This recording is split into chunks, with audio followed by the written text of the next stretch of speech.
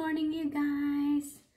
I am now home and yes, I'm glad that day off ko ngayon, 3 days off. Ngayon, grabe. This past few days last week, grabe ang pagod ko.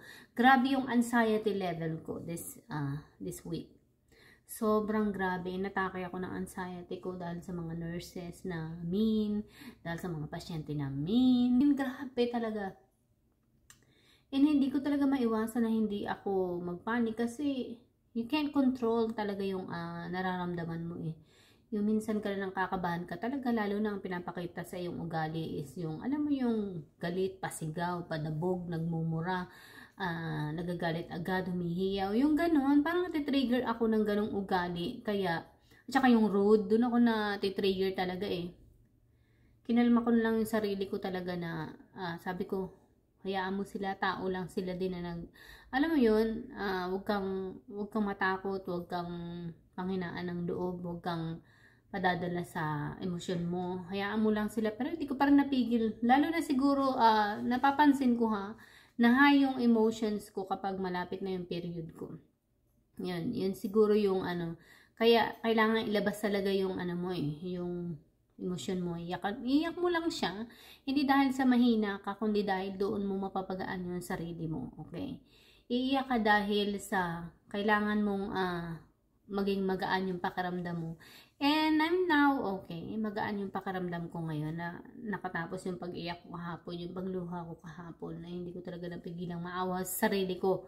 Sabi ko sa sarili ko, bakit mo hinahayaan na ganyan-ganyanin ka ng ibang tao? But of course, nag-a-adjust lang ako. Yan. But of course, ngayon, kumbaga, hindi ako lumalaban pa sa ngayon, pero balang araw, darating yung point na makikita rin nila yung, kumbaga, hinahanap nila, ganon.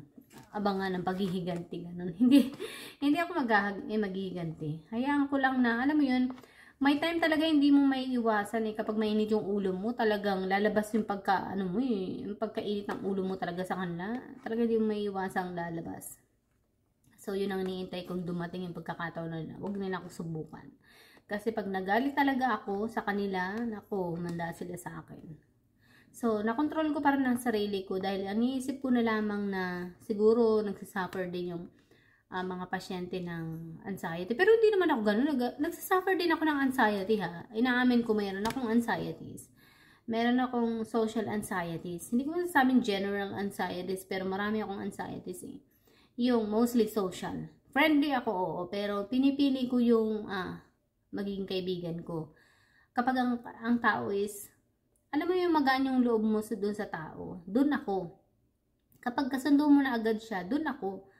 It doesn't matter kung ano ka pa, kung ikaw ay Filipino, American, kung ano man yung lahi mo. Basta magaan yung loob ko sa'yo, madali kang kausap, kampante ako sa'yo, then yun, hindi ako inaatake ng nervyos or hindi ako inaatake ng pag-aalala, ng takot. Pero inaatake ako ng pag-aalala at takot kapag ang kausap ko is yung bastos, yung may alam mo kung sino, na mataas na kala mo, wow, ako yung CEO or presidente ng ganito ganyan. Parang ganon yung macro. And then, yung mga samang talagang ugali, and then nasigaw-sigaw, and then nahiyaw-hiyaw, yung mga ganon. At saka yung akala mo is, ang tawag dito, magaling siya sa'yo, tapos ikaw ay mababa. Mababa ang tingin niya sa'yo, ikaw ay parang alipin niya. Parang ganon. Doon ako natitrigger talaga. Yun.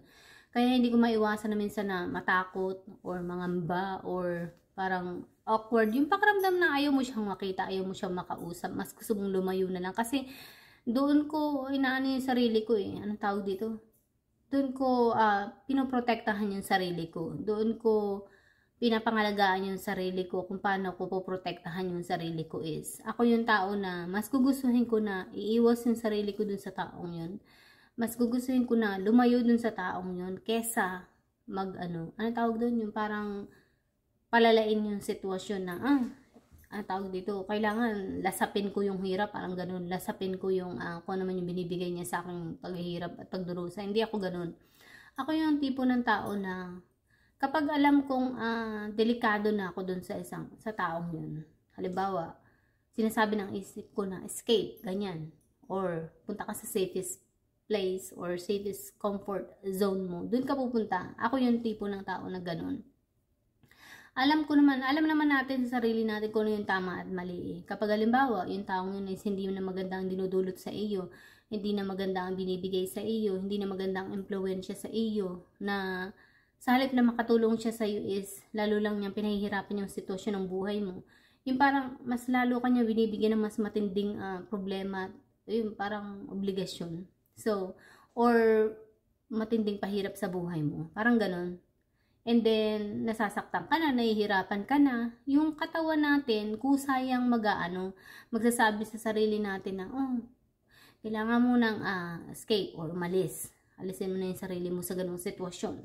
Or kailangan mo ng pumunta sa iyong pinakang ligtas na lugar para sa sarili mo. So, yun, dun ako yung, ganun yung sarili ko.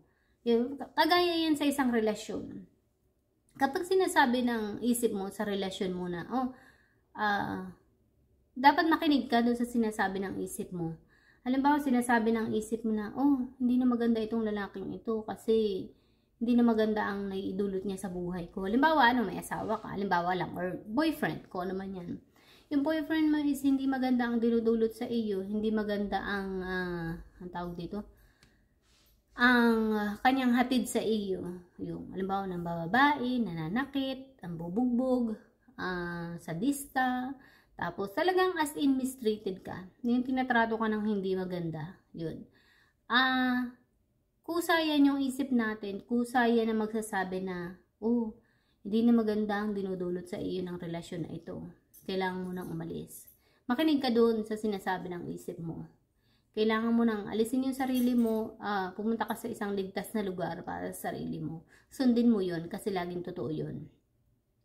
Pero kapag sinabi naman ang isip mo na, stay na yan, magbabago naman yan, ganyan. Mag-stay ka lang kasi mukhang kita mo naman yung pagbabago niya eh. Yun. Hindi na hindi na yung babalik sa dati. Okay, babalik ka na naman dun sa, okay, go, stay na naman ako kasi mukhang nagbago na nga siya eh. So, yan, ganyan yung katawan natin, marunong tayo magprotekta sa sarili natin. At doon tayo pinoprotektahan ng sarili natin. Laging totoo yun, yung mga sinasabi ng isip natin. Yun, yung kung naman yung inuutos ang isip mo na gawin. Halimbawa, safest place. And then, not safest place or escape, tunay yun. So, yun lang, ako ay maliligo na and tutulog na ako at antok na ako. Pero kakainin ko muna itong tira kong pagkain dahil ako nagugutom na. Tira ko kanina sa trabaho. So, yun lang. Mahirap ang magkaroon ng pinagdaraanan ng anxieties. Kung ikaw ay may anxieties, napakahirap kasi kahit saang lugar yan ang atake yan. Kahit saang lugar hindi mo maiiwasan, kahit nasaan ka pang lugar naroroon.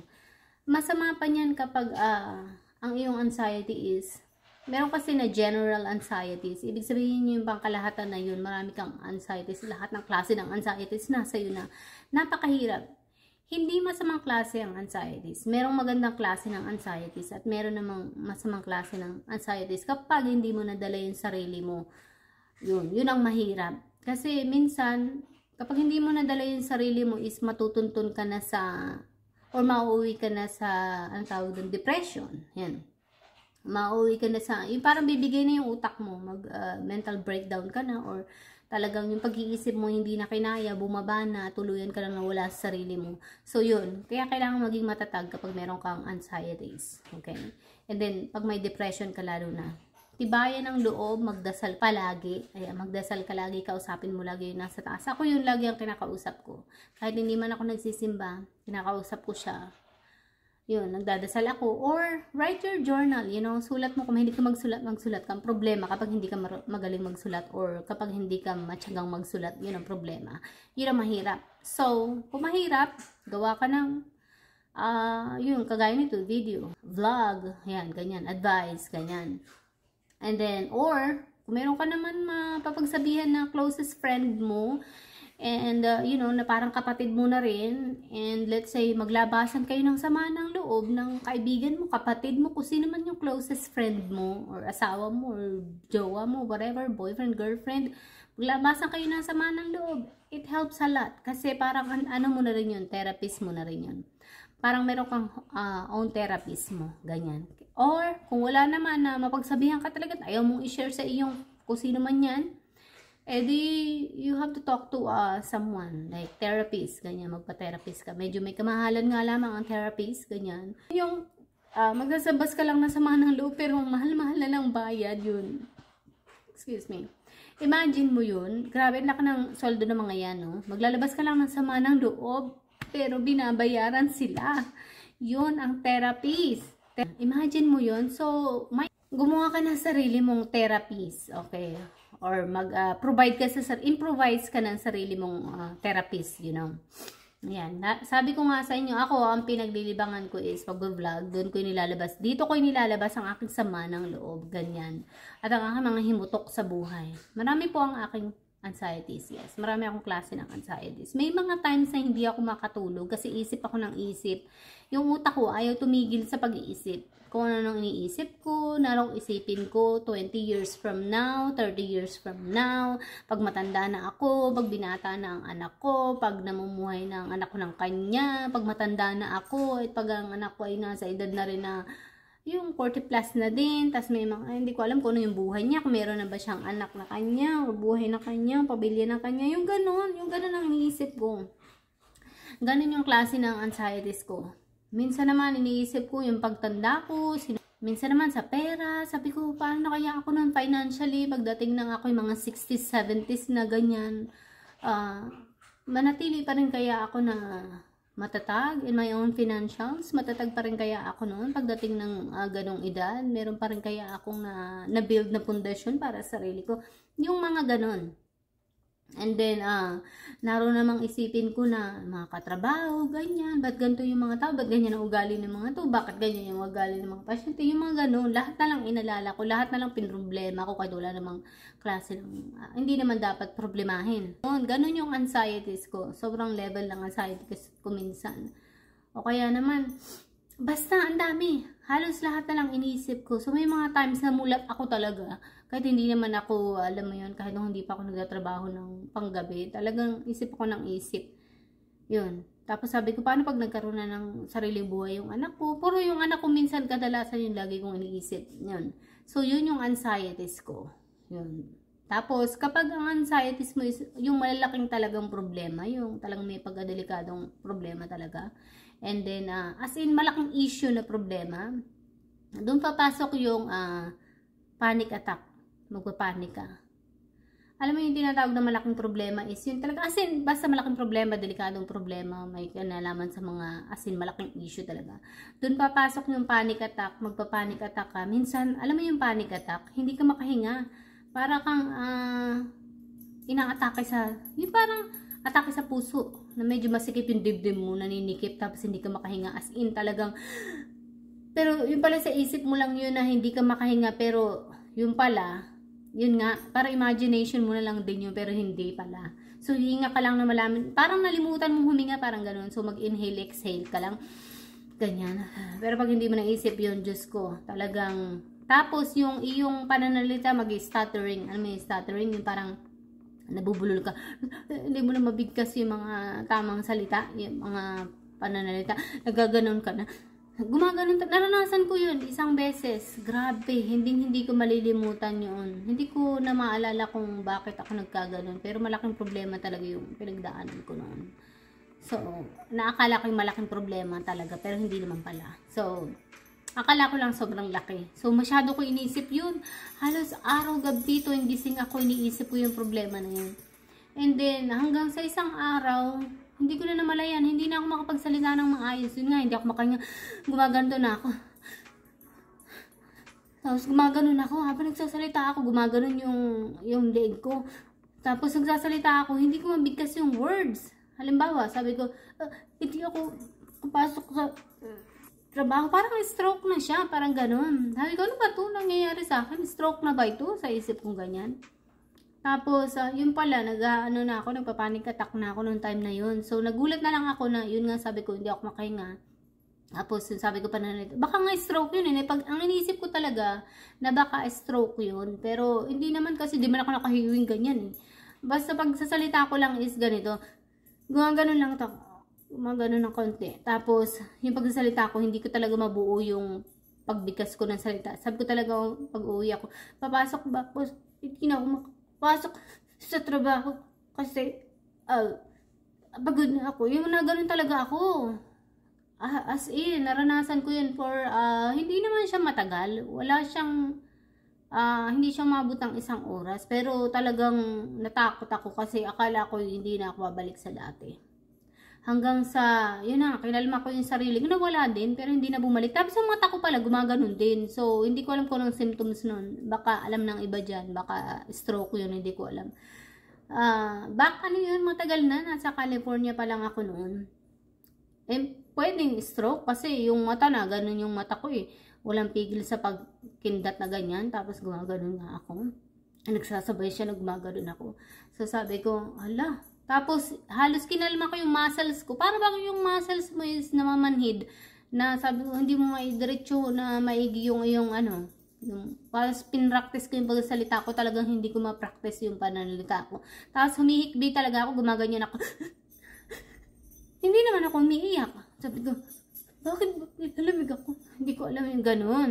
Tapos, iniisip ko rin, ang isa pong pinagdudaan ko noon is, baka naman gawa ng, na ano ako, meron kasing laundry section kasi yon. Iniisip ko baka gawa ng gas. So pwedeng ganun na ano ako ng, kasi masama rin yung ma-expose ka sa gas eh.